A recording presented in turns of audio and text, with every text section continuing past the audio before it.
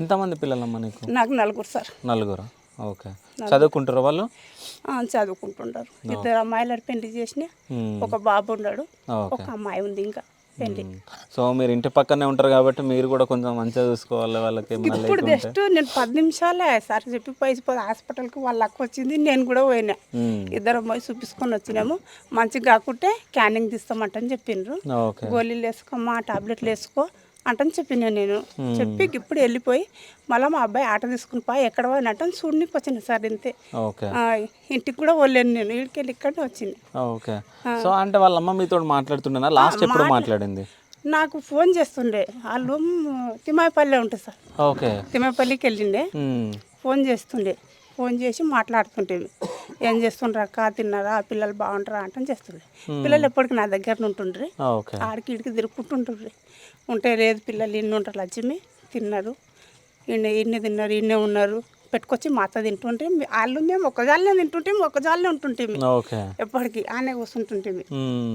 కూర్చుంటే సరే అక్క మరి పిల్లలకు ఫోన్ లేనప్పుడు ఫోన్ ఇయ్యక్క అంటని అంటుండ్రి. ఫోన్ ఇస్తుంటే మాట్లాడుతుంటే తల్లులు పిల్లలు అందరూ మంచిగా ఉంటుంటుంది సార్. అది బస్ యాక్సిడెంట్ ఏడాది లేకుంటే కానీ ఏం చేస్తాం, అలా అదృష్టంలో జరిగేదున్నదేమో జరిగిందేమో. కానీ పిల్లల చేత ఘోరం ఉంది సార్. అదే చూస్తే పాపం అనిపిస్తుంది అనిపిస్తుంది.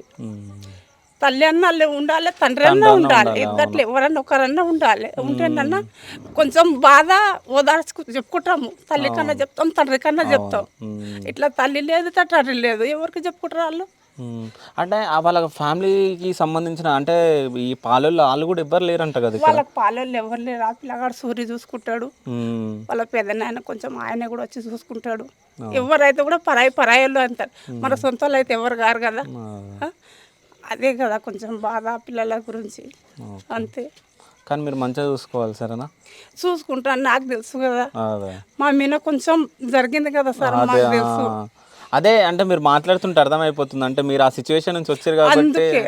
ఆ పిల్లలకు ఒకరు పోయి ఒక్కరని ఉంటేనా కొంచెం బాధ పిల్లలు చెప్పుకుంటుంటారు అనుకో. అందు గురించి అదే బాధ ఉంది అనుకో.